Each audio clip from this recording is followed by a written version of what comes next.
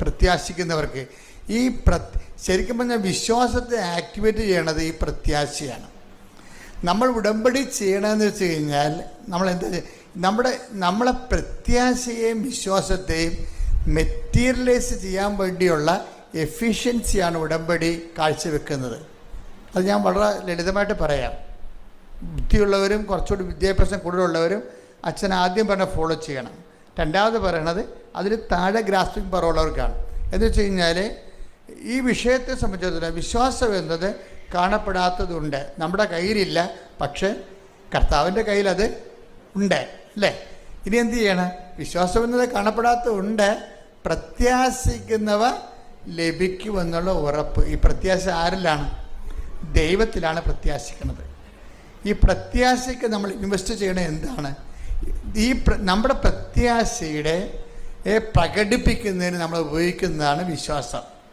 പിന്നെന്താണ് വിശ്വാസം? അതാണ് ഈ പ്രാർത്ഥന. ഞാൻ ചില പ്രാർത്ഥനക്കാരെ ഞാൻ ശരിക്കും വഴക്കിടും. എന്താ കാര്യം? അവർ 60 വർഷമായാലും പ്രാർത്ഥന തന്നെയാണ് ഇൻസ്ട്രുമെൻ്റായിട്ട് കൊണ്ടുനടക്കുന്നത്. 60 വർഷമായാലും അവർക്ക് പ്രാർത്ഥന, അവർക്കതേ അറിയാൻ പാടുള്ളൂ.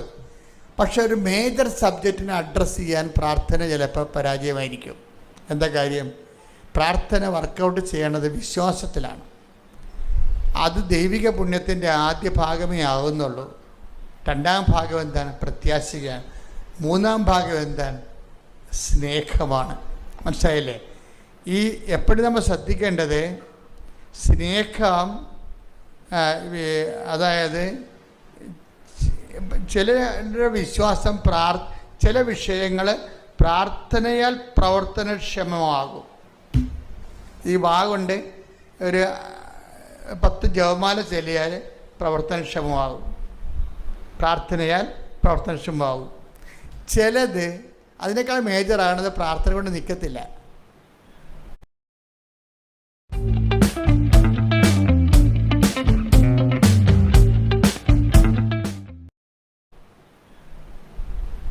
മനസ്സിലായില്ലേ? പിശാചിനെ പുറത്താക്കുന്ന കാര്യം പറയുമ്പോൾ എന്തുകൊണ്ടാണ് ഞങ്ങൾക്ക് പിശാചിനെ പുറത്താക്കാൻ കഴിയാതിരുന്നതെന്ന് പറയുമ്പോൾ അതെന്ന് വായിച്ചേ, ആ ഭാഗം ഒന്ന് വായിച്ചേ. കർത്താവ് താപോളിൽ നിറങ്ങുന്നില്ലേ? നിങ്ങൾ ശ്രദ്ധിച്ച് കേൾക്കണം കേട്ടോ. ഇത് ഇത്തിരി പാടുള്ള പരിപാടിയാണ്. എന്നാലും അറിയണം, ഉടമ്പടിയിലേക്ക് ഇങ്ങനെ 10 100 ധ്യാനം കൂടിയെന്ന് പറയുമ്പോൾ ആദ്യത്തെ ധ്യാനം തന്നെ ഞാൻ പറഞ്ഞുകൊണ്ടിരുന്നു കഴിഞ്ഞാൽ നിങ്ങൾ ഈ പറഞ്ഞ പോലെ വിശ്വാസത്തിന് ബാലപാഠങ്ങളിൽ കിടക്കും. ഉടമ്പടിയുടെ പുതുക്കൽ കൂടുന്നതനുസരിച്ച് കൊണ്ട് നിങ്ങൾ ഗ്രേഡ് വർദ്ധിക്കണം, കപ്പാസിറ്റി വർദ്ധിക്കണം. അതൊന്ന് വായിച്ചേ. തുല്യം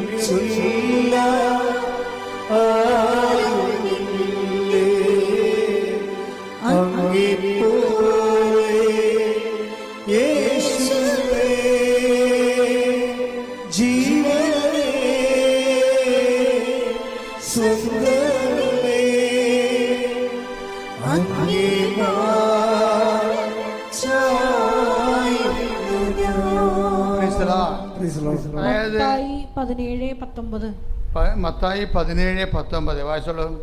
അനന്തരം ശിഷ്യന്മാർ തനിച്ച് യേശുവിനെ സമീപിച്ച് ചോദിച്ചു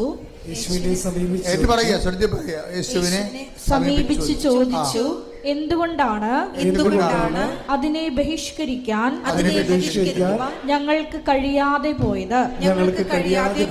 യേശു പറഞ്ഞു. ഇത് കണ്ടില്ലേ? ഇതിന്റെ പോക്ക് കണ്ടില്ലേ? ഇപ്പൊ കഴിയാത്ത കാര്യങ്ങൾ അപ്പോസ്തലന്മാർക്ക് വരെ ഉണ്ടെന്നർത്ഥം. ഇപ്പം നിങ്ങൾക്ക് കഴിയണില്ലെന്ന് പറഞ്ഞാൽ അതിൻ്റെ അത് കാര്യമൊന്നുമില്ല. അപ്പോൾ കർത്താവിൻ്റെ കൂടെ നടന്നിട്ട് പോലും ചില കാര്യങ്ങൾ ചെയ്യാൻ അപ്പോസ്തലന്മാർക്ക് കഴിവില്ല. അതെന്തുകൊണ്ടാണ് കാര്യം? അതാണ് ഈ ഫസ്റ്റ് ലെവൽ ഫെയ്ത്ത് ഉപയോഗിച്ച് കഴിഞ്ഞാൽ ചില കാര്യങ്ങൾ കഴിയത്തില്ല, ഉറപ്പല്ലേ? ഫസ്റ്റ് ലെവൽ ഫെയ്ത്ത് ഉപയോഗിച്ചാൽ ചില കാര്യങ്ങൾ അപ്പോസ്തലന്മാർക്ക് പോലും കഴിയത്തില്ല. എന്നിട്ട് ഈശോ പറയും, നിങ്ങളെ ഇങ്ങനെയുള്ള ഇത് ഗ്രേഡ് കൂടിയ സംഭവമാണ്. ഈ ഗ്രേഡ് കൂടിയ സംഭവങ്ങളെ അഭിമുഖീകരിക്കുമ്പോൾ നിങ്ങളുടെ വിശ്വാസം പോരാതെ വരും. പിന്നെ എന്ത് ചെയ്യണം? പ്രാർത്ഥന വേണം. പിന്നെ എന്ത് ചെയ്യണം? ചിലത് പ്രാർത്ഥന കൊണ്ട് ശരിയാകത്തില്ല. എന്താ കാര്യം? ചില കയ്യെഴുത്ത് പ്രതികളിൽ പ്രാർത്ഥന കൊണ്ടല്ലാതെ കിടക്കുന്നുണ്ടെങ്കിലും ചില കയ്യെഴുത്ത് പ്രതികളിൽ കിടക്കണ എന്താണ്? നമ്മളെ അതായത് മൊബൈലിൽ കാണത്തില്ല അത്. അതായത് മത്തായി 17 ബൈബിളിലെ 17-ാം അധ്യായത്തിൻ്റെ താഴെ ടിപ്പണിയിലുണ്ട്, അതായത് ഫുഡ് നോട്ടിലുണ്ട്. എന്താ പറഞ്ഞിരിക്കുന്നത്? ചില കയ്യെഴുത്ത് പ്രതികളിൽ 17-ാം അധ്യായം 21-ാം വാക്യമായി പ്രാർത്ഥനയും ഉപവാസവും വഴി അല്ലാതെ ഈ വർഗത്തെ പുറത്താക്കാനാവില്ല എന്ന് ചേർത്ത് കാണുന്നു. Praise the Lord. അപ്പം ചില ബന്ധനങ്ങൾ അഴിക്കണമെങ്കിൽ പ്രാർത്ഥന മാത്രം പോരാ, പിന്നെ എന്ത് വേണം? ഉപവാസം വേണം. മനസ്സിലായില്ലേ? അതാണ് ഈ ഉടമ്പടിയിൽ ഉപവാസം ചേർത്തിരിക്കുന്ന കാര്യം. മേജർ കാര്യങ്ങളെ പൊക്കിയെടുക്കാൻ വേണ്ടിയാണ്, ബലം കിട്ടാൻ വേണ്ടിയാണ്. ഇപ്പം 5 കിലോ പൊക്കണമെങ്കിലും 10 കിലോ പൊക്കണമെങ്കിലും ഒരേ ബലം മതിയാണ്. 5ാം ക്ലാസ്സുകാരൻ ചിലപ്പോൾ 5 കിലോ പൊക്കും. പക്ഷേ 5 കിലോ അവന് 10 കിലോ അവന് പൊക്കേണ്ടി വന്നു കഴിഞ്ഞാൽ എന്ത് ചെയ്യും? പൊക്കത്തില്ല. അപ്പോൾ എന്ത് ചെയ്യും? 10ാം ക്ലാസ്സുകാരൻ അവൻ്റെ ബോഡി വെയിറ്റ് 10ാം ക്ലാസ്സിൻ്റെ ശരീരപ്രകൃതിയുള്ള ആളിന് അത് പൊക്കാം. അപ്പോൾ വിശ്വാസം നമ്മുടെ നമ്മുടെ ശരീരത്തിൻ്റെ വയസ്സ് വളരണ പോലെ വിശ്വാസം വളരണമെന്നുണ്ടാന്ന് നോക്കണം. നമ്മളെപ്പോഴും എൻ്റെ കൂടെ ആപ്പിള്ളി എന്നും പറഞ്ഞുകൊണ്ട് ഒരു ബ്രദർ ഉണ്ടായിരുന്നു. ഞാൻ എൻ്റെ ജീവിതത്തിൽ അയാളെക്കുറിച്ച് എഴുതിയിട്ടുണ്ട്. അപ്പോൾ ഞങ്ങൾ രണ്ടും കൊന്തയെല്ലാം നിൽക്കും. സെമിനാരി ഇംഗ്ലീഷ് കൊന്ത. ഇപ്പോൾ കൊന്തയിലുള്ള സമയത്ത് ഈ ആപ്പിളിയുടെ കയ്യിലൊരു കൊന്ത ഉണ്ടാകും, എൻ്റെ കയ്യിലും കൊന്ത ഉണ്ടാകും. ഞാനിങ്ങനെ അച്ഛന്മാരെ പേടിച്ചും ദൈവത്തിനെ പേടിച്ചും ഒക്കെ കൊന്തയെല്ലാം വൃത്തിമേനയായിട്ട് ചൊല്ലിക്കൊണ്ടിരിക്കുകയാണ്. ആപ്പിളിൻ്റെ എന്ന് വെച്ചാൽ ആപ്പിളിൻ്റെ മെയിൻ പരിപാടി ഞങ്ങൾക്കവിടെ സെമിനാരി ബാസ്കറ്റ് കളിക്കാം, ഫുട്ബോൾ കളിക്കാം, അതുപോലെ തന്നെ കരാട്ടയ്ക്ക് പോകാം. എന്ത് വേണമെങ്കിലും വൈകുന്നേരം 5 മണിക്ക് 1 മണിക്കൂർ എന്ത് വേണം ചെയ്യാം. ഫിസിക്കലായിട്ട് എക്സസൈസിൻ്റെ ടൈമാണ്. ആപ്പിളിൽ ഇതൊന്നും പോകത്തില്ല. ആപ്പിളി ജിംനേഷ്യത്തിലേ പോകത്തുള്ളൂ. ആ സമയത്ത് ആപ്പിളിൻ്റെ ജിംനേഷ്യത്തിലേ പോകത്തുള്ളൂ. അപ്പോൾ ആപ്പിൾ എന്നാ ചെയ്യണമെന്ന് വെച്ചാൽ ഇത് കുളിച്ച് കഴിഞ്ഞിട്ട് ഈ ജിംനേഷ്യത്തിൽ പോയിട്ട് വന്നിട്ട് കുളിക്കും. ശരീരം തണുത്ത് കഴിയുമ്പോൾ കുളിച്ച് വന്നിട്ട് ഞങ്ങളെല്ലാം പിന്നെ കൊന്തക്ക് കയറും. കൊന്തക്ക് കയറുന്ന സമയത്തെല്ലാം ആപ്പിളി ജിംനേഷ്യത്തിൽ ഇരിക്കുന്ന സമയത്ത് കണ്ണാടി വെച്ചുകൊണ്ട് ഏത് മസിലാണ് പൊങ്ങിയത്, ഏതാണ് താന്നത്, വയറിൽ എത്ര മസിൽ വന്ന്, 6 പാക്ക് വന്നാൽ ഇപ്പം 4 വന്നുള്ള 5 വന്നാന്നൊക്കെ നോക്കിക്കൊണ്ടിരിക്കും. കണ്ണാടി നോക്കത്തില്ലേ? അതുപോലെ ഈ കൊന്തയിലുള്ള സമയത്ത് കണ്ണാടി നോക്കാൻ പറ്റത്തില്ല. കൊന്തയിലുള്ള സമയത്ത് ശരീരം ഇവിടം വരെ ഉടുപ്പിട്ടിരിക്കുകയല്ലേ. ആപ്പിൾ നോക്കണമെന്ന് വെച്ചാൽ ഈ മസിൽ ചുട്ടി എന്നെ കാണിക്കും കൊന്തയിട്ടിട്ടൊക്കെ. ഇതിനെതിരെ മസിൽ എന്നുവെച്ചാൽ എൻ്റെ കയ്യിൽ മസിലൊന്നും ഇല്ലല്ലോ. ആപ്പിളിൻ്റെ കയ്യിൽ 5-6 മസിലുണ്ട്. അതിങ്ങനെ ഡംബൽസ് പിടിച്ച് മസിലുണ്ടാക്കിയതാണ്. ഇപ്പോൾ നന്മ നിറഞ്ഞ പറയുന്നത് ജല്ലിക്കെട്ടിക്കുന്ന സമയത്ത് പരിശുദ്ധ പറഞ്ഞ് ചെല്ലുമ്പോൾ ആപ്പിളി കൈ ചുരുട്ടി എന്നെ കാണിക്കും. നോക്കിയേ എത്ര മസിലായെന്ന് നോക്കി. എന്നാ പറ്റി? ആപ്പിളി ആ കൊല്ലം തന്നെ സെമേരിന്ന് പോയി. सही टाइम पर सही डिसीजन लेना है तो स्पीड तो चाहिए बस. इसीलिए ग्रो के साथ फास्ट ट्रेड करो. कैसे? चलो दिखाता हूँ. फर्स्ट, मल्टी लेआउट स्क्रीन, जहां आप एक ही टाइम पर चार्ट्स, पोजीशंस और ऑप्शन चेन देख सकते हो और क्विक डिसीजंस ले सकते हो. नेक्स्ट है क्विक बास्केट. इसके साथ आप अपनी ट्रेडिंग स्ट्रैटेजीज को सुपर फास्ट एग्जीक्यूट कर सकते हो और पे ऑफ ग्राफ के साथ अपना रिस्क और रिवॉर्ड इजीली. പോയി. അതാണ് വിഷയം. എന്നാലും ഞാൻ ആപ്പിളി എപ്പോഴും ഓർത്തിരിക്കും. ഇന്നിപ്പോൾ ഹൈക്കോടതിയിൽ വലിയ വക്കീലാണ് പുള്ളി. കാരണം അദ്ദേഹത്തിൻ്റെ വിളി അതായിരുന്നു. പക്ഷേ ഞാനിവിടെ നിൽക്കുന്നു. അതാണ് വിഷയം. നമ്മളെങ്ങനെ ദൈവദിനത്തിനെ പെരുമാറുന്നത് അതനുസരിച്ചായിരിക്കും നമ്മളുടെ ഭാവിയെല്ലാം നിശ്ചയിക്കപ്പെടുന്നത്. അപ്പോൾ എന്താ വിഷയം എന്ന് വെച്ച് കഴിഞ്ഞാൽ ആ മനുഷ്യൻ പ്രാർത്ഥന ഇടക്ക് പോലും അയാൾ നോക്കിയത് മസിലെത്രണ്ണം കട്ട കൂടി എന്നാണ് നോക്കുന്നത്. അത് അയാൾക്ക് ആ ശരീരത്തെക്കുറിച്ച് അത്രയും ജാഗ്രത ഉണ്ടല്ലോ. ഇത്രയെങ്കിലും ജാഗ്രത നമുക്ക് പ്രാർത്ഥനാ ജീവിതത്തെക്കുറിച്ച് ഉണ്ടാകണം. ഓരോ ദിവസം ചെല്ലും തോറും നമ്മുടെ വിശ്വാസം വളർന്നതും നമ്മൾ നോക്കിക്കൊണ്ടിരിക്കണം. മനസ്സിലായില്ലേ?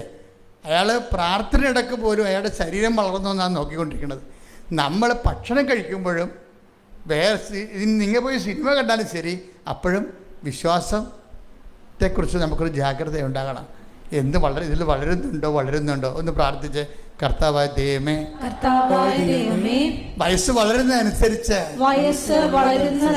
വിശ്വാസത്തിൽ വളർച്ച ഉണ്ടാകുവാൻ അങ്ങ് നൽകുന്ന വിഷയങ്ങളോട്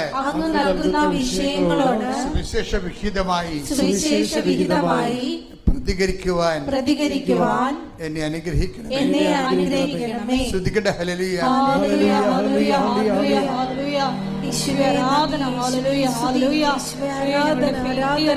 വളരെയേറെ മുകളിലായി ഇപ്പോഴും നിൽക്കുവാൻ ഈ ആരാധനയിലൂടെ അധിക അഭിഷേകം ഞങ്ങൾക്ക് നൽകണമേ. Hallelujah, hallelujah.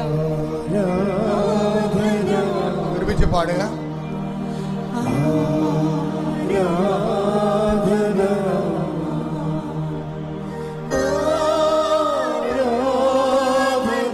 ഉയർത്തിക്കൊണ്ട് വിശ്വ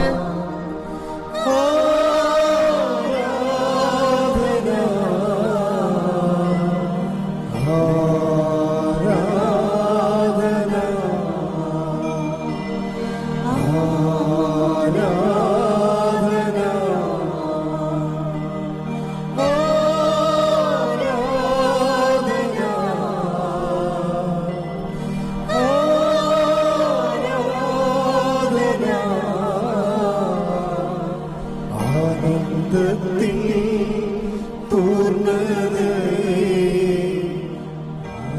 ആനന്ദത്തിൻ പൂർണ്ണതയേ, ആനന്ദത്തിൻ പൂർണ്ണതയേ, ആനന്ദത്തിൻ പൂർണ്ണതയേ. പരിശുദ്ധ പരമദിവ്യകാരുണ്യത്തിന് എന്നേരവും ആരാധനയും സ്തുതിയും പുകഴ്ചയും ഉണ്ടായിരിക്കട്ടെ. പരിശുദ്ധ പരമദിവ്യകാരുണ്യത്തിന് എന്നേരവും ആരാധനയും സ്തുതിയും പുകഴ്ചയും ഉണ്ടായിരിക്കട്ടെ. അതായത് നമ്മളിപ്പോൾ സംസാരിച്ചുകൊണ്ടിരിക്കുന്നത് വിശ്വാസത്തിൻ്റെ വളർച്ചയുടെ ഘട്ടങ്ങളെയാണ്. നമ്മൾ ഉടമ്പടിയിൽ ഇപ്പം നേരത്തെ എന്താ പറഞ്ഞത്? വിശ്വാസം കേൾവിയിൽ നിന്നും, അല്ലേ എന്നല്ലേ പറഞ്ഞത്? അതേതാ വചനം? റോമ 10:17. വിശ്വാസം കേൾവിയിൽ നിന്നും, കേൾവി യേശുക്രിസ്തുവിനെ കുറിച്ചുള്ള പ്രസംഗത്തിൽ നിന്നും. അതാണ് ഈ പ്രഥമ പാഠം എന്ന് പറയുന്നത്. വിശ്വാസത്തിന്റെ പ്രഥമ പാഠമാണ്. ഇനി എന്താ പറയുന്നത്? വിശ്വാസം കേൾവി എന്ന് പറയുമ്പോൾ അറിവാണ്. മനസ്സിലായില്ലേ? വിശ്വാസം അറിവിൽ നിന്ന്, യേശുക്രിസ്തുവിനെ കുറിച്ചുള്ള അറിവിൽ നിന്ന് കിട്ടിയാൽ കുറച്ച് നമുക്ക് ഈ അറിവ് വെച്ച് പ്രാർത്ഥിക്കാൻ പറ്റും. മനസ്സിലായി? വിശ്വാസം കേൾവി എന്ന് പറയുമ്പോൾ നമ്മൾ വിശ്വാസം ക്രിസ്തുവിനെ കുറിച്ചുള്ള പ്രസംഗം എന്ന് പറയുമ്പോൾ ക്രിസ്തുവിനെ കുറിച്ചുള്ള അറിവാണത്, അല്ലേ? അപ്പോൾ ബൈബിൾ വായിച്ചാലും ബൈബിൾ പ്രസംഗം കേട്ടാലും നമുക്ക് എന്താ സംഭവിക്കുന്നത്? യേശുക്രിസ്തുവിനെ കുറിച്ചുള്ള അറിവ് കിട്ടും, ഇല്ലേ? അങ്ങനെ വിശ്വാസം അറിവിൽ നിന്നും, അപ്പോൾ വിശ്വാസം അറിവിൽ നിന്നും, ഈ അറിവ് വെച്ച് നമുക്ക് എന്ത് ചെയ്യാൻ പറ്റും? അറിവ് വെച്ച് നമുക്ക് പ്രാർത്ഥിക്കാൻ പറ്റും, ഇല്ലേ? അത് ലെവലാണ്. പക്ഷെ പ്രാർത്ഥന കൊണ്ട് ചില കാര്യങ്ങൾ നടക്കത്തില്ല. അതിനെന്ത് ചെയ്യണം? ഉപവസിക്കണം. അതാണ് 17:21. പ്രാർത്ഥന കൊണ്ടും ചില ഗ്രേഡുകൾ, അതായത് ചില ബന്ധങ്ങൾ, ആ പിശാചിനെ ഉപേക്ഷിക്കാൻ ഒഴിപ്പിക്കാൻ പത്തോസിന് പോലും കഴിഞ്ഞില്ല. അപ്പോൾ അവർ ചോദിച്ചു, ഒരു പ്രോബ്ലം ഉണ്ടല്ലോ. കർത്താവിനോട് ചോദിച്ചേ, കർത്താവ്, എൻ്റെ വിശ്വാസ വളർച്ചയിലൊരു പ്രോബ്ലം ഉണ്ട്, എന്തുകൊണ്ടാണ് ഞങ്ങൾക്കതിനെ ഒഴിപ്പിക്കാൻ ആ ഒരു പ്രശ്നത്തിൽ നിന്ന് രക്ഷപ്പെടാൻ കഴിയാതിരുന്നത്? അപ്പം നിങ്ങൾ പല പ്രശ്നങ്ങൾ എഴുതിയിട്ടില്ലേ ഉടമ്പടിയിലെയും, ഇല്ലേ? ചിലത് നിങ്ങൾക്ക് നടക്കത്തില്ല. അതെന്താ കാരണം? അതാണ് അപ്പോസ്തലന്മാർ ചോദിക്കണത്, എന്തുകൊണ്ടാണ് ഞങ്ങൾക്കതിനെ ഒഴിപ്പിക്കാൻ കഴിയാതിരുന്നതുകൊണ്ട്? അപ്പോൾ കർത്താവ് എന്താ പറയണത്? നിങ്ങൾക്ക് വിശ്വാസം കുറവേ ഉള്ളൂ, അതാണ് കാരണം, അല്ലേ? അതിന് മറുപടി പറഞ്ഞത് എന്താണ്? 17:20. യേശു പറഞ്ഞു നിങ്ങളുടെ അല്പവിശ്വാസം കൊണ്ട് തന്നെ. അപ്പോൾ എന്താ പ്രശ്നം? ഈ പ്രാർത്ഥനയിലൂടെ ആക്ടിവേറ്റ് ചെയ്യുന്ന ഫെയ്ത്ത്, അതായത് പ്രഥമ പാഠം എന്താണ്? വിശ്വാസത്തിൻ്റെ പ്രഥമ പാഠം എന്ന് പറഞ്ഞിട്ടില്ലേ? അതായത് അത് ഹെബ്രായർ എത്രയാണ്? 6. बहुत सारे लोग समझते हैं कि 4 दिन में हम हिप्नोसिस सीख ही नहीं सकते, और मैं आप सबको बताता हूं कि आप 4 दिन में हिप्नोसिस प्रो बन सकते हैं। फर्स्ट डे हम सीखते हैं हिप्नोसिस क्या होता है, हिप्नोसिस क्या नहीं होता है, माइंड रूल्स, कैसे माइंड ओबे करते हैं, सबकॉन्शियस माइंड क्या होता है, सबकॉन्शियस माइंड क्या होता है, और 7 ऐसी ट्रिक्स जिसको यूज करके आप वर्ल्ड का कोई भी प्रैक्टिकल ऑफ हिप्नोसिस कर सकते हैं। और बीच बीच में 10 से 12 प्रैक्टिकल्स हम करते हैं जो कि पब्लिक के ऊपर करते हैं, कैसे 30 सेकंड से 60 सेकंड में किसी का भी माइंड हैक कर सकते हैं। सेकंड डे होता है प्रैक्टिकल वर्कशॉप। प्रैक्टिकल वर्कशॉप में प्रैक्टिकली आपको सिखाया जाता है कैसे आप हिप्नोसिस 30 सेकंड टू 60 सेकंड में अपने आप को कर सकते हैं, किसी और को कर सकते हैं। सेकंड डे के एंड पर आप हिप्नोसिस सीख चुके होते हैं। और third day application of hypnosis, कैसे पैसों के लिए हिप्नोसिस यूज करेंगे, कैसे बिजनेस के लिए आप यूज करेंगे, कैसे हिप्नोथेरेपी को यूज करेंगे, हिप्नोटिक सेशन करना पूरा सीखते हैं। एंड सेल्फ हिप्नोसिस, एक वंडरफुल टेक्निक्स हम सीखते हैं कैसे अपने आप को सेल्फ हिप्नोटाइज करके अपना माइंड रिप्रोग्राम कर सकते हैं। एंड देन फोर्थ डे में आपको बताऊंगा कि आपकी लाइफ का वो बेस्ट दिन होगा, क्योंकि हम थर्ड आई को एक्टिवेट करते हैं, साइकिक पावर्स को एनेबल करते हैं, टेलीपैथी, माइंड रीडिंग, टेलीकाइनेसिस, किसी का भी पास्ट प्रेजेंट फ्यूचर देखना। फोर्थ डे एक मिरेकलस डे होगा आपके जीवन का, एंड एक कंप्लीट हिप्नोटिक प्रो आप बन चुके होंगे इन 4 दिनों में।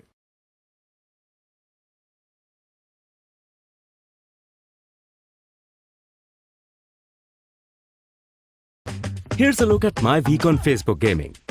Monday morning, I play puzzle games. On Tuesday, I choose racing games. Friday evening, I use groups to see what my friends want to play. Play the games you want and share with friends on Facebook Gaming.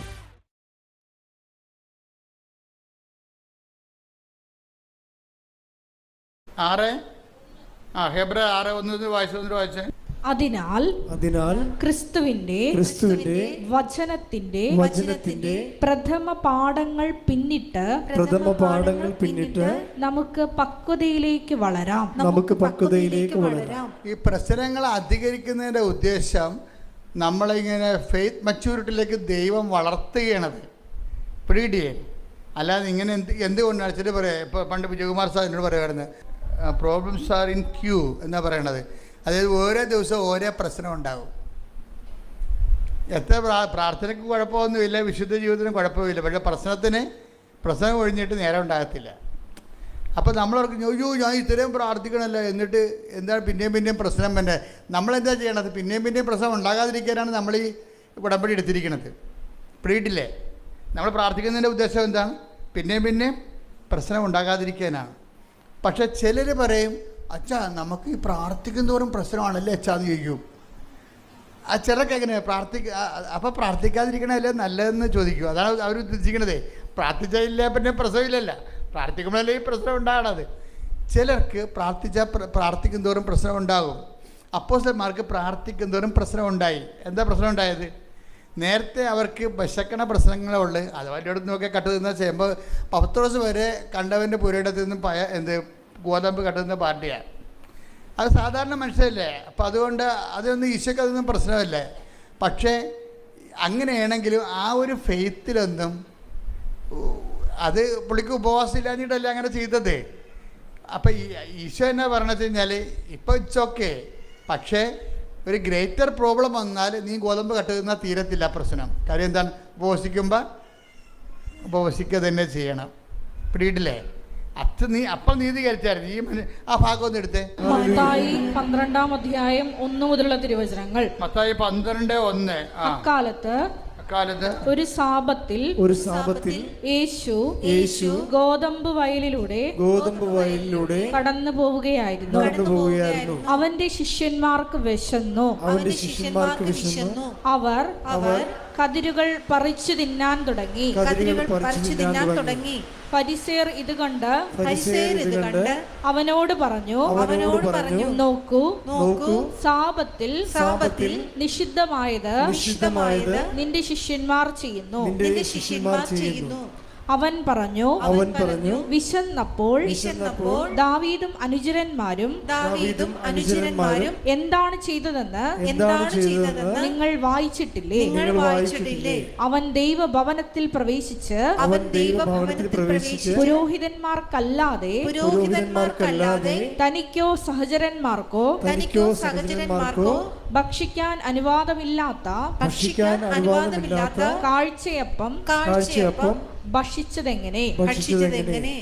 അല്ലെങ്കിൽ Sabbath ദിവസം ദേവാലയത്തിലെ പുരോഹിതന്മാർ Sabbath ലംഘിക്കുകയും അതേസമയം കുറ്റമറ്റവരായിരിക്കുകയും ചെയ്യുന്നത് എങ്ങനെയെന്ന് നിങ്ങൾ നിയമത്തിൽ വായിച്ചിട്ടില്ലേ? എന്നാൽ ഞാൻ നിങ്ങളോട് പറയുന്നു, ദേവാലയത്തേക്കാൾ ശ്രേഷ്ഠമായ ഒന്ന് ഇവിടെയുണ്ട്. ഇതിൻ്റെ ഒരു വിഷയം എന്ന് പറഞ്ഞാൽ വളരെ ശ്രദ്ധിച്ചിരിക്കണേ. അതായത് ഇപ്പോഴും ഉപവാസത്തെ ഈശോ കോംപ്രമൈസ് ചെയ്യുകയാണ്. എന്താ കാര്യം? അവർക്ക് വിശന്നു, അവർ ഭക്ഷണം കഴിച്ചു. അവിടെ കയ്യില്ലായിരുന്നു. കണ്ട ഗോതമ്പ് പാടത്തൂടി പോകുമ്പോൾ അവിടുന്ന് സാപത്തിൽ നിന്ന് പോലും അവർ ഭക്ഷണം എടുത്ത് കഴിച്ചപ്പോൾ കർത്താവ് വിശപ്പിന് പ്രാധാന്യം കൊടുത്ത് ഓക്കെ എന്ന് പറഞ്ഞു. പക്ഷേ ഈ ഉപവാസം ഇല്ല. പക്ഷേ പുള്ളി അവർ ഉപവസിക്കണില്ല. പക്ഷെ ഉപവാസം ഇല്ലാതെ ഇങ്ങനെ തിന്ന് നടന്നാൽ ചില സമയത്ത് അത് ഓക്കെ ആകത്തില്ല. അതുകൊണ്ടാണ് പിശാച് ബാധനെ കൊണ്ടുവരുന്നത്. പിടിയിട്ടില്ലേ? ഈ ഗോതമ്പ് കണ്ടവൻ്റെ വീട്ടിൽ നിന്ന് വരെ ഗോതമ്പും കണ്ടതിൽ നടന്ന പാർട്ടി ഒരു മേജർ പ്രോബ്ലം വന്നാൽ ഇവർ ജപ അടിക്കേണ്ടി വരും. പക്ഷെ അവരെന്നിട്ട് ആ പിശാച് ബാധന ഇവരെ മണ്ണും കുത്തി എറിഞ്ഞിട്ട് ഓടിച്ചു കളഞ്ഞു. ഇവരോടി. പിശാച് ബാധന ഓടിയില്ല, ഇവരോടി. അവർക്ക് വലിയ ക്ഷയമായി. ഉപവാസത്തിൽ നിങ്ങൾ ഉപവാസം ഉടപ്പിയാൽ എപ്പോഴെങ്കിലും നിങ്ങൾക്ക് ക്ഷയമുണ്ടാവും. എന്താ കാര്യം? ഒരു മേജർ പ്രോബ്ലം വരണതിൻ്റെ ഉദ്ദേശം നിങ്ങൾ ഉപവസിച്ച് ബലം പ്രാപിക്കാൻ വേണ്ടിയാണ് വരണത്. അപ്പോൾ അപ്പോസ്തലന്മാർ വന്ന് ചോദിച്ചു. അതെവിടെയാണ് ചോദിച്ചിരിക്കണേ? മത്തായി 17:19.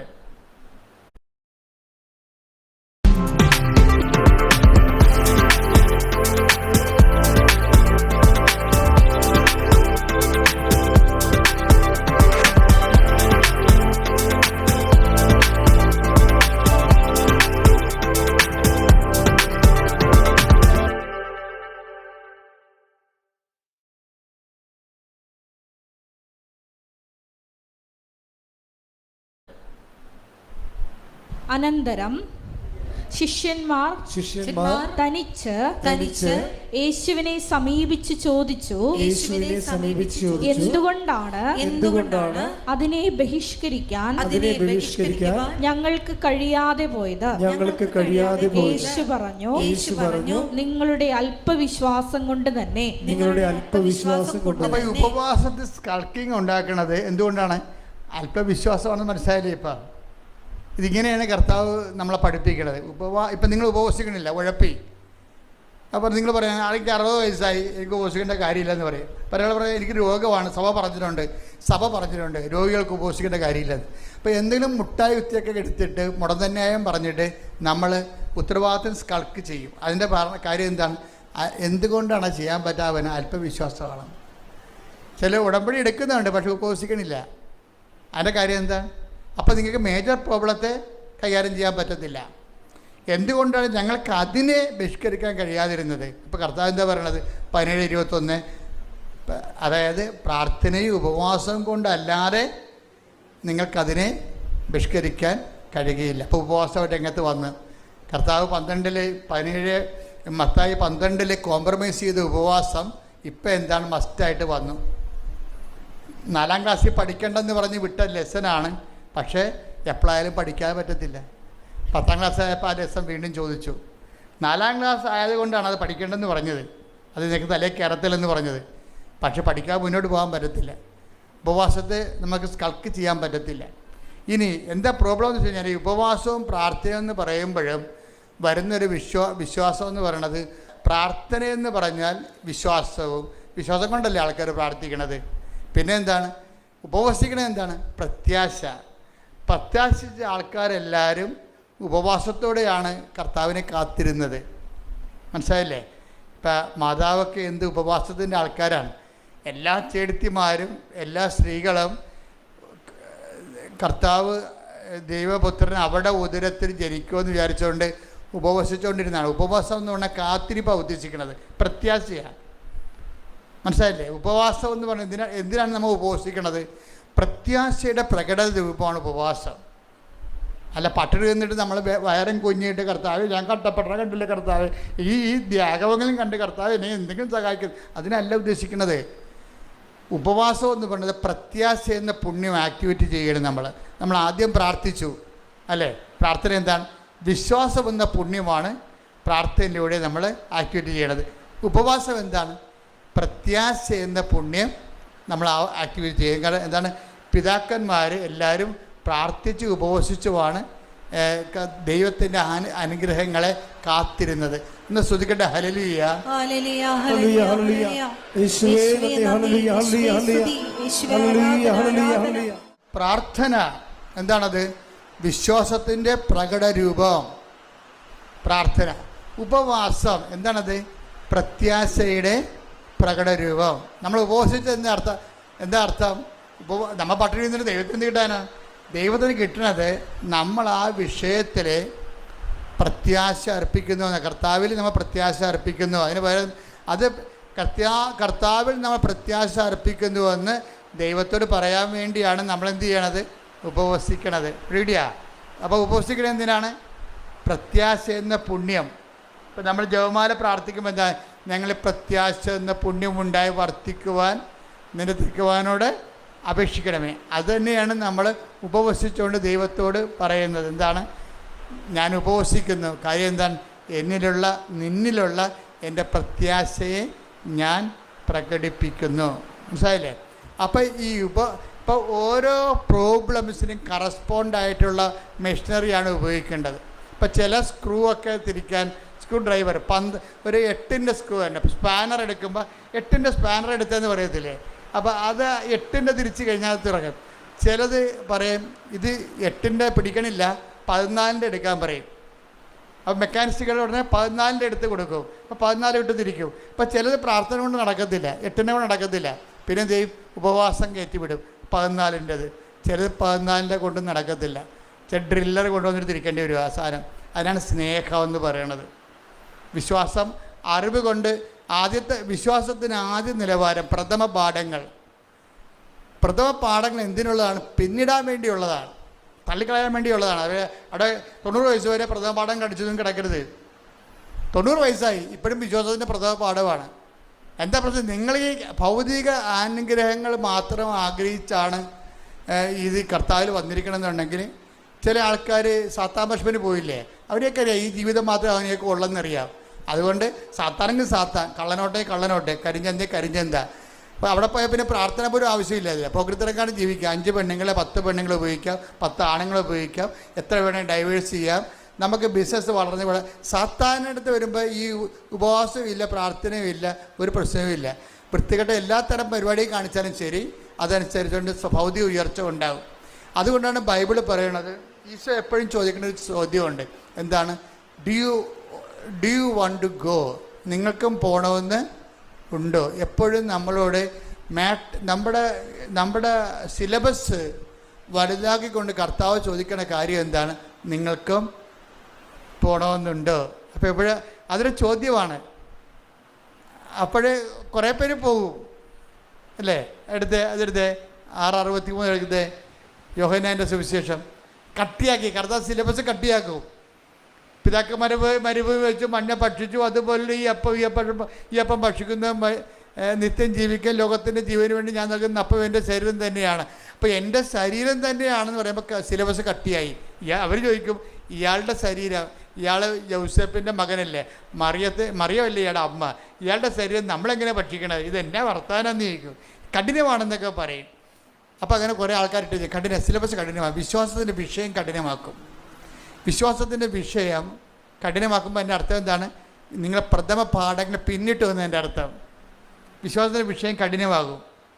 ഇപ്പം അതിൻ്റെ പ്രഥമ പാഠങ്ങൾ പിന്നിട്ട് എന്താണ്? ഇനി പക്വതയാണ് ഉള്ളതാണ്. അടയാളമില്ലാത്ത കാലം അമ്മയോടൊപ്പം എന്ന് പറഞ്ഞ് എനിക്കൊരു പുസ്തകമുണ്ട്. അതായത് പക്വതയൊക്കെ വളരുമ്പോൾ പിന്നീട് ആ ഒരു ഭാഗം എടുത്ത് യോഹന്നാൻ 6:67. യോഹന്നാൻ 6:67. യേശു 12 പേരോടുമായി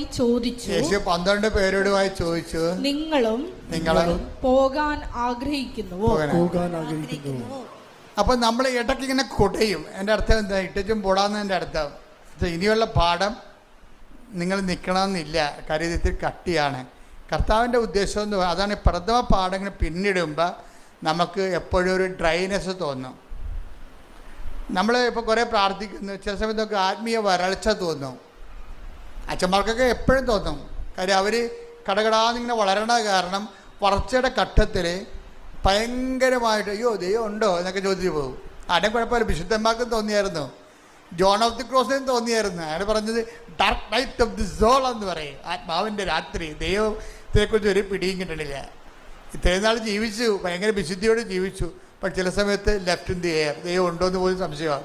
വളർച്ചയുടെ പാഠങ്ങൾ. അപ്പോൾ ട്രാൻസിഷൻ പീരീഡിൽ എപ്പോഴും ഇതുപോലെ വാക്കംനെസ് ഉണ്ടാവും. അതായത് നമ്മൾ വിശ്വാസത്തിൻ്റെ പ്രഥമ പാഠങ്ങൾ. ഇപ്പം നിങ്ങൾ ആദ്യം എന്താ ചെയ്യണത്? അറിവും പ്രാർത്ഥനയും. അതിൻ്റെ പാഠം കഴിഞ്ഞിട്ട് ഉപവാസവും പ്രത്യാശയും, ഇല്ലേ? അതിൻ്റെ പാഠവും കഴിഞ്ഞു പോകും. ഇനി എന്താണ്? പ്രാർത്ഥനയും കൊണ്ട് ഉപവാസം കൊണ്ട് നിൽക്കാത്ത കാര്യങ്ങൾ വരും. 17:21 എന്താ പറയണത്? പ്രാർത്ഥന കൊണ്ട് ഉപവാസം കൊണ്ട് മാത്രമേ ഇവറ്റകൾ പുറത്തു പോകത്തുള്ളൂ. ഇനി പ്രാർത്ഥന കൊണ്ട് ഉപവാസം കൊണ്ട് നിൽക്കാത്ത കാര്യം വരും. അതിനാണ് ഈ പുള്ളിക്കാരൻ കമന്നൊക്കെ വീഴണത്, കണ്ടില്ലേ?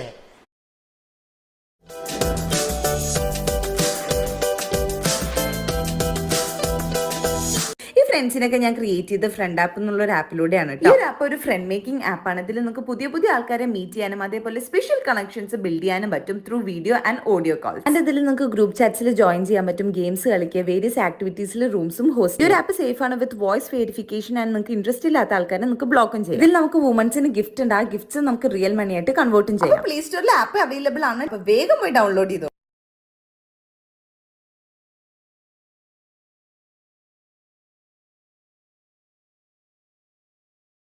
കണ്ടില്ലേ? ഗദ്ജബിന് കവന്ന് വീഴുകയാണ്. പ്രാർത്ഥന കൊണ്ട് നിൽക്കണില്ല അവിടെ, പിന്നെ ഉപവാസം കൊണ്ട് നിൽക്കണില്ല. ആൾ രണ്ടും പ്രാർത്ഥന കഴിഞ്ഞ് ഉപവാസം കഴിഞ്ഞ് വരികയാണ് ആള്. ആദ്യം പെസകായ്ക്ക് പോലും ആൾ ഉപവാസത്തിലായിരുന്നു. അത് കഴിഞ്ഞ് ഗദ്ജബിന് പ്രാർത്ഥനയായിരുന്നു. പെസക കഴിഞ്ഞപ്പോൾ എഴുന്നേറ്റ് പ്രാർത്ഥിച്ചു. മൊത്തം പ്രാർത്ഥന ഉപവാസമാണ്. പക്ഷെ നിൽക്കണില്ല. ഇനി എന്താണ് വിശ്വാസത്തിലേക്ക് വരണത്? പ്രാർത്ഥന ഉപവാസം കൊണ്ട് നിൽക്കണില്ല. അപ്പം ക്രിസ്തു എന്താ ചെയ്തത്? കവന്ന് വീണ്. ഇതിലെന്താ പറഞ്ഞത്? അതിനാണ് പൗലോസ് പറയണത്, ഈ ഒരു വിശ്വാസ വളർച്ചയിൽ ആദ്യ കാലങ്ങളിൽ നമ്മൾ പ്രാർത്ഥന കൊണ്ട് നടക്കും. പിന്നെ വിഷയം കുറച്ചുകൂടി കട്ടിയായി കഴിയുമ്പോൾ പിന്നെ പ്രാർത്ഥനയും ഉപവാസം വേണ്ടി വരും. ചില സമയത്ത് പ്രാർത്ഥനയും ഉപവാസം കൊണ്ടും നിൽക്കത്തില്ല. എന്താ കാരണം? ചില കാര്യങ്ങൾക്ക് പ്രാർത്ഥന കൊണ്ടും പറ്റത്തില്ല, ഉപവാസം കൊണ്ടും പറ്റത്തില്ല. ചില ആൾക്കാർ പറയും ഞങ്ങൾ 33 വിശ്വാസപ്രമാണം ചൊല്ലി എന്നൊക്കെ പറഞ്ഞാലും അതൊക്കെ ഈ പ്രഥമ പാഠങ്ങളാണ്. അതിൻ്റെ അടുത്ത പാഠം പ്രത്യാശയുടെയാണ്, ഉപവാസമാണ്. അപ്പോൾ ചില ആൾക്കാർ പറയും ഞാൻ 33 ദിവസം ഉപവാസിച്ചെന്നൊക്കെ പറയും. ചിലപ്പോൾ അതിൽ നിൽക്കത്തില്ല. ക്രിസ്തുവിലല്ലേ വളരണത്. ക്രിസ്തുവിൽ വളരുന്ന അനുസരിച്ച് കൊണ്ട് ഇതുപോലെയുള്ള ചില കാര്യങ്ങളിൽ ഘട്ടം ഘട്ടമായിട്ട് വളർച്ച ഉണ്ടാകുമ്പോൾ എന്തു ചെയ്യും? ആദ്യം വിശ്വാസത്താൽ അതായത് അറിവ് കൊണ്ട് വിശ്വാസമൊക്കെ ഉണ്ടാകും. വിശ്വാസം കൊണ്ട് അതുപോലെ തന്നെ പ്രാർത്ഥനയൊക്കെ ഉണ്ടാകും, പ്രാർത്ഥനാ ജീവിതം. പിന്നെ ഉപവാസമുണ്ട്. പിന്നെ എന്താണ്? അതായത് വിശ്വാസം, പ്രത്യാശ. പിന്നെ എന്താ ഉള്ളത്? സ്നേഹമെന്നും സംഭവമുണ്ട്. അതാണ് ഗലാത്യർ 5:6. സ്നേഹത്താൽ പ്രവർത്തനക്ഷമമായ വിശ്വാസം. ഉടമ്പടി അതാണ്. അത് മനസ്സിലാക്കണം. അല്ലാതെ വല്ലതൊക്കെ കാണിച്ചു വെക്കരുത്. ഉടമ്പടി പ്രഥമ പാഠങ്ങൾ പിന്നിട്ട സംഭവമാണ്. വിശ്വാസത്തിൻ്റെ നിലവാരം കഴിഞ്ഞു, പ്രാർത്ഥന കൊണ്ടും കഴിഞ്ഞു. അതാണ് മേജർ പ്രോബ്ലംസ് അഡ്രസ് ചെയ്യാൻ ഉടമ്പടിയെ പറ്റത്തുള്ളൂ. എന്താ കാര്യം? ഉടമ്പടി എന്താണ്? ഉടമ്പടി ഗലാത്യർ 5:6. അതെന്താണ്? അറിവ് കൊണ്ടല്ല അവിടെ വർക്കൗട്ട് ചെയ്യണം, വിശ്വാസം കൊണ്ടല്ല. പിന്നെ എന്താണ്? സ്നേഹം കൊണ്ടാണ്. വിശ്വാസം, പ്രത്യാശ, സ്നേഹം, ദൈവിക പുണ്യങ്ങളെ. ഈ ഗെത്സെമനി വരുമ്പോൾ ഈശോ പ്രകടിപ്പിക്കുന്നത് എന്താണ്? സ്നേഹമാണ്. എന്താണ്? എല്ലാം അപ്പാനെ വിളിച്ച് അപ്പാക്ക് വേണ്ടി ജീവിച്ചൊക്കെ നടന്നെങ്കിലും സമയത്ത് അപ്പാക്ക് ആര് മാറി, അപ്പായെ കാണാനില്ല. അപ്പോൾ എലോയ് ലമാസമക്താനി എന്ന് പറഞ്ഞ് കരഞ്ഞിട്ട് എന്തു ചെയ്യും? സ്നേഹം എല്ലാം വിശ്വസിക്കുന്നു. അങ്ങനെ പോകത്തില്ല. അപ്പ ഇവിടെ എവിടെയെങ്കിലും ഉണ്ട്. ഇപ്പോഴത്തെ അവസ്ഥയിൽ എന്നെ കാണാത്തതാണ്. അതാണ് എൻ്റെ ഇപ്പോഴത്തെ പാഠം. അതുകൊണ്ട് പറയും ഐ കമൺ മൈ സ്പിരിറ്റ്. അത് ഭയങ്കര സംഭവമല്ലേ? അതാണ് ക്രിസ്തു കടന്നുപോയ വഴികൾ. ക്രിസ്തു ആണ് നമ്മുടെ സബ്ജക്റ്റ്. അപ്പം ക്രിസ്തു കടന്നുപോയെന്ന വഴികളനുസരിച്ച് കൊണ്ട് നമ്മുടെ ജീവിതാനുഭവങ്ങളെ നമ്മളെ ക്രിസ്തു കേന്ദ്രീകൃതമായിട്ട് വേണം ജീവിതാനുഭവങ്ങളെ വിലയിരുത്താൻ. മനസ്സിലായില്ലേ? അല്ലാതെ നിങ്ങൾ ഈ കഞ്ഞി ആൾക്കാരായിട്ട് നടക്കരുത്. വിശ്വാസത്തിൻ്റെ പ്രഥമ പാഠങ്ങൾ പിന്നിടാൻ വേണ്ടിയുള്ളതാണ്. ഓരോരോ ഉടമ്പടി പുതുക്കി കഴിയുമ്പോഴും വിശ്വാസത്തിൻ്റെ പ്രഥമ പാഠങ്ങൾ അടുത്ത ഘട്ടം പിന്നീടണം. ഇവർ നീല ഉടമ്പടിയോടും വളർന്നിട്ടില്ല. അത് ഭയങ്കര സംഭവമാണത്. ഇവരിപ്പോഴും പണ്ട് പേരക്കിടങ്ങൾക്ക് ആനയാണ് കൂനൊക്കെ പറഞ്ഞത് കരഞ്ഞു കൂപ്പി പണ്ട് പച്ച ഉടമ്പടി എടുത്ത കാലത്ത് എന്താണ് ഇവർ പറഞ്ഞത്, അത് ആ നിലവാരം തന്നെ ഈ പണ്ടാരത്തിന് ഇപ്പോഴും ഉള്ളത്. അതുകൊണ്ട് ഇനി കാണുമ്പോൾ തന്നെ എനിക്ക് പറയും കർത്താവിന് പണി കൊടുക്കാൻ വേണ്ടി രാവിലെ വണ്ടിയും കയറി വന്നിരിക്കണമെന്ന്. ഇത് ഇവർ വളരണില്ല, ഇവർ വളർന്നിട്ടില്ല. സംഭവം ഈ വിശ്വാസത്തിൻ്റെ പ്രഥമ പാഠങ്ങൾ പിന്നിട്ട് കഴിഞ്ഞാൽ നിങ്ങൾ എൻ്റെ അടുത്ത് വരത്തില്ല. എൻ്റെ അടുത്തല്ല, ദൈവത്തിൻ്റെ അടുത്ത് പോലും നമ്മൾ ചെല്ലത്തില്ല. എന്താ കാര്യം? അക്കാലങ്ങളിൽ നിങ്ങൾ എന്നോടൊന്നും ചോദിക്കത്തില്ല. Take the word of God. ഹല്ലേലൂയ ഹല്ലേലൂയ ഹല്ലേലൂയ ഹല്ലേലൂയ. യോഹന്നാൻ 16:23. യോഹന്നാൻ 16:23. അന്ന് നിങ്ങൾ എന്നോട് ഒന്നും ചോദിക്കുകയില്ല. അപ്പം അതാണ് വിശ്വാസത്തിൻ്റെ പ്രഥമ പാഠങ്ങൾ പിന്നിട്ട് ഒരാൾ പക്വതയിലെത്തി കഴിഞ്ഞാൽ എല്ലായിടത്തും ഓടി ഒരു ദൈവത്തിൻ്റെ അടുത്ത് വരത്തില്ല. എന്താണ്? അപ്പ ഇവിടെ ഉണ്ടെന്നുള്ളത് എന്നെ കൈവിട്ട പോലെ എനിക്ക് തോന്നണത്, but I still believe in. എന്താണ്? എൻ്റെ വിശ്വാസം ഇപ്പോൾ വർക്കൗട്ട് ചെയ്യണത് കേൾവിയിൽ നിന്നൊന്നുമല്ല, പിന്നെ എന്താണ്? പ്രത്യാശയിൽ നിന്നുള്ള വിശ്വാസം വർക്കൗട്ട് ചെയ്യണത് സ്നേഹം കൊണ്ടാണ്. സ്നേഹത്താൽ പ്രവർത്തനക്ഷമമായ വിശ്വാസമായതുകൊണ്ട് എന്ത് ചെയ്യും? 1 Corinthians 13:7 വർക്കൗട്ട് ചെയ്യണം. അപ്പോൾ അത് വളർച്ചയുടെ പ്രഥമ പാഠം പിന്നിട്ട് കഴിഞ്ഞാൽ പക്വതയേക്കല്ലേ വളരണത്. അപ്പോൾ പക്വത എന്ന് പറഞ്ഞാൽ എന്താണ്? അത് ഈ 1 Corinthians 13:7. സ്നേഹം സകലതും സഹിക്കുന്നു. സ്നേഹം സകലതും സഹിക്കുന്നു, സകലതും വിശ്വസിക്കുന്നു. വിശ്വസിക്കുന്നു. ഇതാണ് വിഷയം. അതായത് ആ കുരിശിന് സംഭവിക്കണ ഇതാണ്. ഏലോയ് ഏലോയ് ലമാ സബക്താനി എന്ന് ഈശോ ചോദിക്കത്തില്ലേ? അപ്പം നീ എന്നെ കൈവിട്ടോന്ന് ചോദിക്കണില്ലേ? എന്നിട്ട് എന്താ പറയണത്? അതായത് അവിടെ ഈശോയുടെ ഉപവാസം കഴിഞ്ഞു, പ്രാർത്ഥന കഴിഞ്ഞു, ഉപവാസം കഴിഞ്ഞു. പക്ഷേ ദൈവം കൈവിട്ട പോലെ ആയിപ്പോയി. പ്രാർത്ഥിച്ചിട്ട് നിന്നില്ലല്ല, പ്രാർത്ഥിച്ച് നിന്നോ? പിന്നെ എന്താണ്? പിന്നെ ഇത് ഈശോ ഉപവസിച്ചു. കഴിക്കുന്ന ഈ ഒടുക്കത്തെ താഴത്തിൽ ഇരുന്നുകൊണ്ട് 10 ദിവസം പറയുന്നുണ്ട് കഴിക്കണില്ലേ എന്ന് പറയും.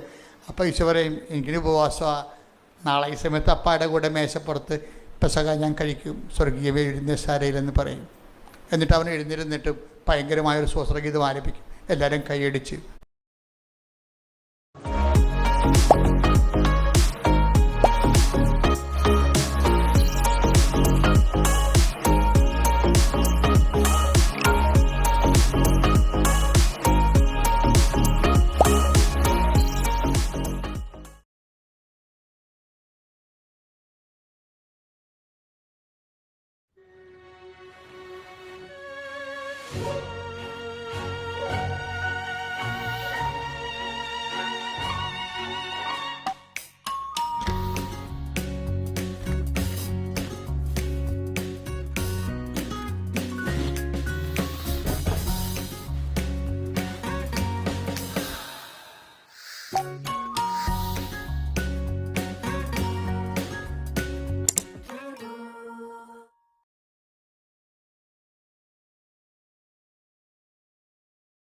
എല്ലാവരും കൈയടിച്ച് പ്രാർത്ഥിച്ചുതിച്ച് പുറത്തു പോകും. കുറച്ച് കഴിയുമ്പോൾ അവൻ താഴെ വീഴും. എന്താ കാര്യം? ഇത്രയും പ്രാർത്ഥന ഉപവാസം ഉണ്ടെങ്കിലും അവന് അഭിമുഖീകരിക്കേണ്ട വിഷയത്തെ കൈകാര്യം ചെയ്യാൻ ഈ പ്രാർത്ഥനയ്ക്ക് ഉപവാസത്തിനും പറ്റണില്ല. അതാ വിഷയം. ആ വീണുപോയി. ആ വീണിട്ട് പിന്നെ അവൻ്റെ കയ്യിൽ നിന്ന് എല്ലാം വിട്ടുപോകുന്നുണ്ട്. അവൻ ലോകത്തിൻ്റെ പാപത്തിൻ്റെ ശാപത്തിന് വേണ്ടി സ്വയം ഏറ്റെടുത്തപ്പോൾ അതിൻ്റെ വേദനയും നീറ്റലും എല്ലാം അവൻ അനുഭവിച്ചു. അവൻ കുറിച്ച് തൂങ്ങി തർക്കപ്പെട്ട് അപ്പോൾ അവന് സങ്കടമായി. പ്രാർത്ഥന കൊണ്ട് ഉപവാസം കൊണ്ടും ഇതിനെ കുരിശിനെ അതിജീവിക്കാൻ പറ്റണില്ല. അപ്പോൾ എന്ത് പറഞ്ഞു? എലോയ് ലമാ സബക്താനി, എന്താണ് നീ എന്നെ ഉപേക്ഷിച്ചത്? അപ്പോൾ പരിശുദ്ധാത്മാവ് വിട്ടുപിരിയാതെ എന്നിട്ട് പറഞ്ഞു,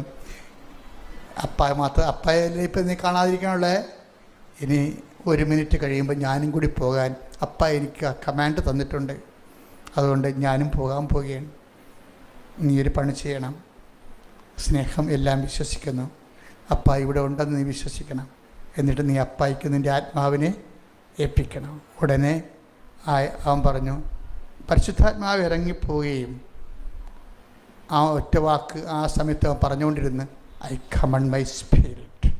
എന്നിട്ട് അവൻ തല വലത്തേക്ക് ചായച്ചു, ജീവൻ സമർപ്പിച്ചെന്ന് പറയും. ഇതാണ് സ്നേഹത്താൽ പ്രവർത്തനക്ഷമമായ വിശ്വാസം. കൈയടിക്കട്ടെ, സ്തുതിക്കട്ടെ. ഹല്ലേലൂയ. ഹല്ലേലൂയ, ഹല്ലേലൂയ, ഹല്ലേലൂയ, ഹല്ലേലൂയ. എല്ലാം കൈയിട്ട് നോക്കുമ്പോൾ ഉള്ള പ്രതീക്ഷയ്ക്ക് അപ്പുറത്തുള്ള കാര്യങ്ങൾ സമർപ്പിക്കുന്നു. ഈ ആരാധനയിലൂടെ ഞങ്ങളെ അഭിഷേകിക്കണമേ.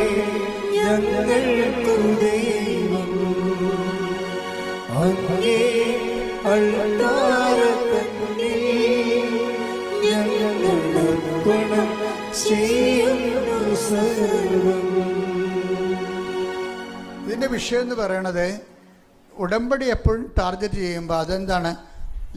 ഉടമ്പടി എന്താണ്? സ്നേഹത്താൽ പ്രവർത്തനക്ഷമമായ വിശ്വാസത്തിലേക്കുള്ള യാത്രയാണത്. അപ്പം അതുകൊണ്ട് എന്താ ചെയ്യണമെന്ന് പറഞ്ഞാൽ ചില കാര്യങ്ങളെ നമ്മൾ ആക്ടിവേറ്റ് ചെയ്യണമെങ്കിൽ നമ്മളുടെ പ്രാർത്ഥന പോരാതെ വരും, ഉപവാസം പോരാതെ വരും. മനസ്സിലായില്ലേ? എന്താ കാര്യത്തിൽ ഇപ്പോൾ ഒരു പിശാച് ബാധിതനെ കർത്താവ് ഉയർപ്പിച്ചല്ല, അല്ല അതിനെ വിടുവിച്ചേ. അപ്പം പിശാച് ബാധിതൻ പറഞ്ഞേ, നീ എവിടെ പോയാലും ഞാൻ നിന്നെ അനുഗമിക്കുമെന്ന് പറഞ്ഞു. അപ്പോഴെന്താ ഈശോ പറഞ്ഞത്? നീ എൻ്റെ കൂടെ വരണ്ട, വീട്ടിൽ പോടാന്ന് പറഞ്ഞു. എന്താ കാര്യം? അവന് കർത്താവിൻ്റെ കൂടെ വരാനുള്ള ഇവാഞ്ചലിസ്റ്റ്, ഈ സ്നേഹത്താൽ പ്രവർത്തനക്ഷമമായ വിശ്വാസത്തിലേക്ക് വരണമെന്നുണ്ടെങ്കിൽ ചിലത് കർത്താവിൻ്റെ കൂടെ നടക്കത്തില്ല. കർത്താവിൻ്റെ കൂടെ നടന്നാൽ നടക്കാനുള്ള യോഗ്യത ലഭിക്കത്തില്ല. കർത്താവിനോട് നടക്കുന്നതല്ല, നടക്കാനുള്ള യോഗ്യത ലഭിച്ചില്ല. ഇപ്പം ചില സൗഖ്യങ്ങളൊക്കെ നമുക്ക് കിട്ടും, വിടുതൽ കിട്ടും. അതുകൊണ്ട് ക്രിസ്തു നിങ്ങളുടെ കൂടെ ഉണ്ടെന്ന, ക്രിസ്തുവിനെ പരിചരിക്കാൻ നിങ്ങൾക്ക് കഴിയുമെന്ന ഒന്നും വിശ്വസിക്കരുത്. അത് വേറെ ഇൻസ്ട്രുമെൻറ്റാണ്. അതാണ് ആ പിശാച് ബാധന് അയാൾക്ക് വലിയൊരു അനുഗ്രഹമാണ് ചെയ്തത്. ഇത്രയും നാൾ അയാളെ പിശാചിൽ കെട്ടിയിട്ടിരിക്കുകയായിരുന്നു, ഒന്ന് കൈയും കാര്യം കെട്ടിയിട്ടിരിക്കുകയായിരുന്നു. അയാളെ കർത്താവ് അഴിച്ചു വിട്ടു, ഭയങ്കര അനുഗ്രഹം കിട്ടി അയാൾക്ക്. പക്ഷേ അയാൾ കർത്താവിനോട് പറഞ്ഞു, നീ എവിടെ പോയാലും ഞാൻ നിന്നെ അനുഗമിക്കും. അപ്പോൾ പറഞ്ഞു, അതിന് വേറെ സ്കൂളാണ്, അതിനവിടെ പഠിക്കേണ്ടി വരും, ഇപ്പം തൽക്കാലം വീട്ടിൽ പോകാൻ പറഞ്ഞു. എന്നുവെച്ചാൽ എത്ര അനുഗ്രഹം കിട്ടിയാലും എത്ര വലിയ സാക്ഷ്യം പറഞ്ഞാലും ഈശോ പറയും തൽക്കാലം വീട്ടിൽ പോകാൻ പറയും. എന്താ കാര്യം? ക്രിസ്തുവായിരിക്കണം നമ്മുടെ ലക്ഷ്യം. അതിന് വേറെയാണ് വിഷയം. അതിന് ഈ പ്രോസസ്സിങ് ഉണ്ട്. എല്ലാ കാലവും വയറ്റിപ്പഴപ്പിന് വേണ്ടി ക്രിസ്തുവിൻ്റെ കൂടെ നടന്നാൽ നമുക്ക് ഒത്തിരി കാലം നടക്കാൻ പറ്റത്തില്ല. ഞാൻ പറഞ്ഞു വന്ന ഭാഗം, ഒരു പിശാച് ബാധനെ കർത്താവ് ഒഴിപ്പിച്ച് കഴിഞ്ഞപ്പോൾ ആ പിശാച് ബാധിതൻ ഈശോനോട് പറയും, ഞാൻ നിന്നെ അനുഗമിക്കാമെന്ന് പറയും. അപ്പോൾ ഈശോ പറയും, നീ വീട്ടിൽ പോയി കർത്താവ് നിന്നോട് ചെയ്ത കാര്യങ്ങൾ അവരോട് പറയണം. അതാണ് ഇവാഞ്ചലൈസേഷൻ എന്ന് പറയണത്. അപ്പോൾ മനസ്സിലായില്ലേ? ലൂക്ക 8:38-39. ലൂക്ക 8:38